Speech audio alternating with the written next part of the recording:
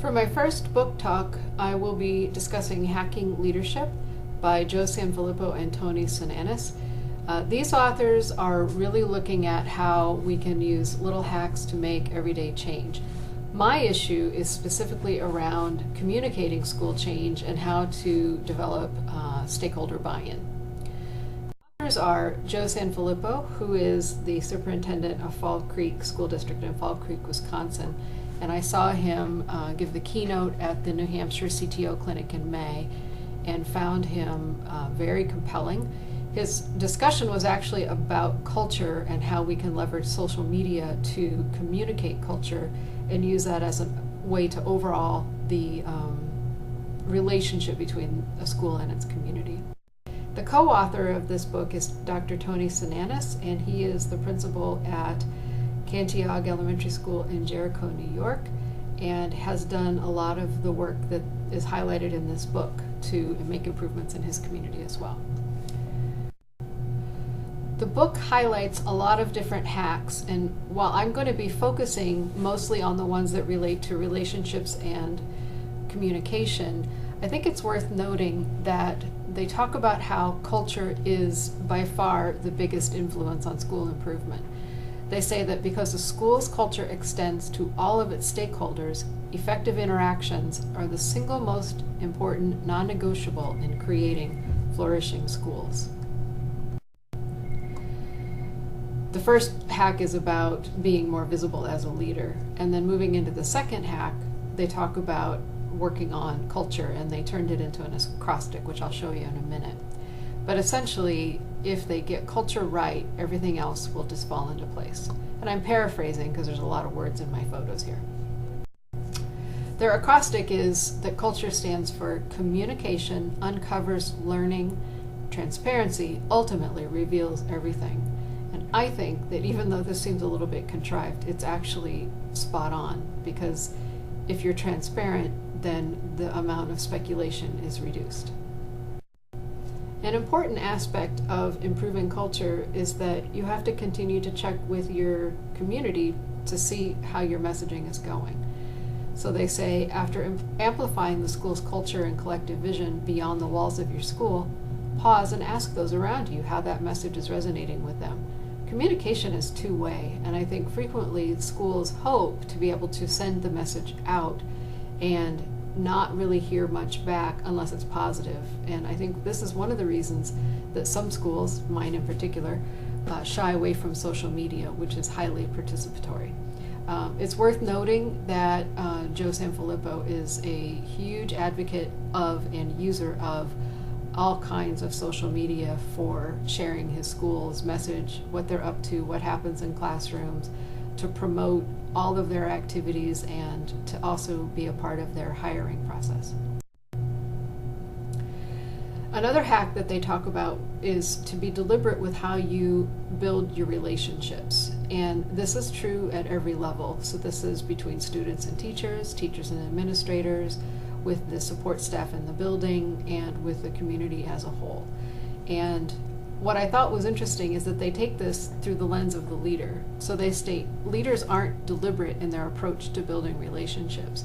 I think it's very common for leaders to take for granted how important the different relationships at all the levels are. And so they spell out ways to be very intentional in how you build those relationships. I really like this one.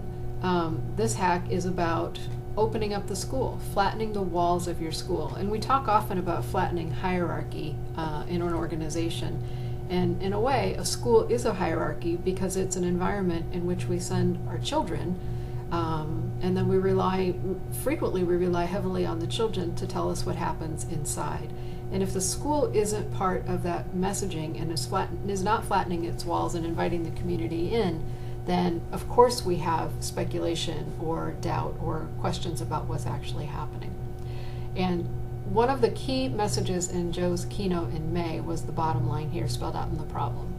In the absence of knowledge, people make their own truth. And I think we can all agree at this point in time, in the era of the media and very highly politicized dialogue in our world, we see a lot of this. And I think social media, for all of its strengths, makes it easier to fill in the gaps of an environment. And I think that this is an area where schools have really fallen down. And where it's been embraced and used, and in the example of both of these authors, they can show that. I think the power of it is hard to even estimate.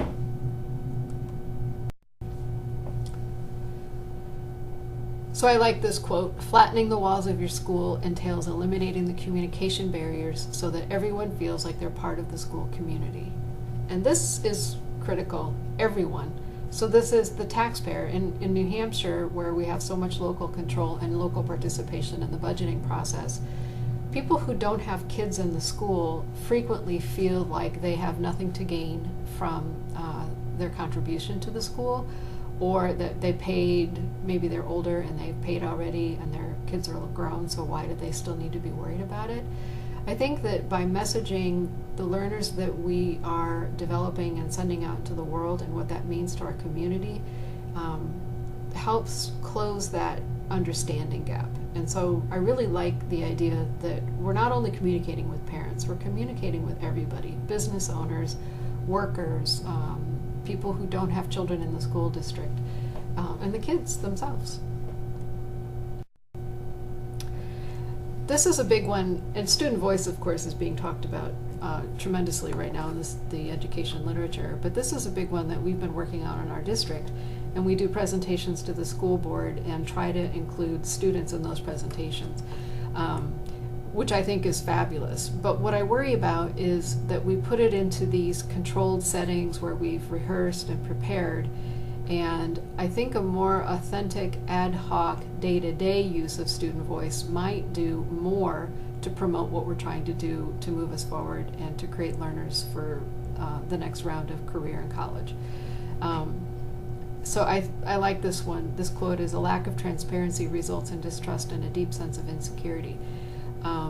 I think one of the benefits of student voice is that students can help promote the idea that education necessarily is changing, and helps disabuse those members of our community prone to saying that what we did back in my day ought to be good enough for students today. That's a frequent argument, and I just really like this hack because it helps you students to make the argument that that's not the truth. And this is another quote that I just found very meaningful. "The impact of hearing a student's voice expressing excitement over what the class learned in school can transform everyone involved." This can be done as a 20-second video that's shared on Instagram. It can be done by Twitter. It can be in a blog, posted on the website, sent home to the parents directly. And we have it in our controlled setting in the school board.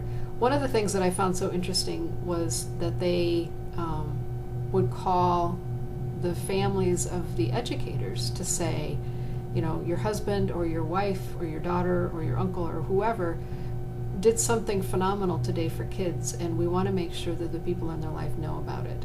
And so it isn't just students expressing their excitement. If the adults have excitement and that can be shared, I think that also can help improve culture. And then this is, less about the communication piece, but it can be related to how we communicate, and that's mindset.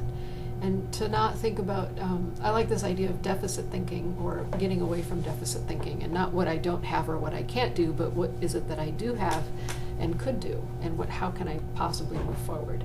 And this is especially true with communication, because I think, again, we're trying to control our message to the point that we don't deliver it. And the authors of this book really talk about how do you almost get out of your own way to allow the positive change and culture change become the motivation and momentum that your message takes on, so that you kind of don't allow yourself deficit thinking, because you're all about possibility. And they end the book with this idea of be like water, which is actually essentially the basic tenet behind Taoism. And I think that at the beginning, where they talk about if you fix culture, everything else kind of fixes itself, I think there's so much truth to that. And if you can improve your culture and open up your communication and become transparent and include the community, the synergy of those actions can cause not only your messaging to be improved, but also just the overall ability of your district or your school to move forward, because you have more people on board and in support of the work that you're doing. So the hacks in this book come across as simple, but I do think that they're quite profound. So thank you for listening.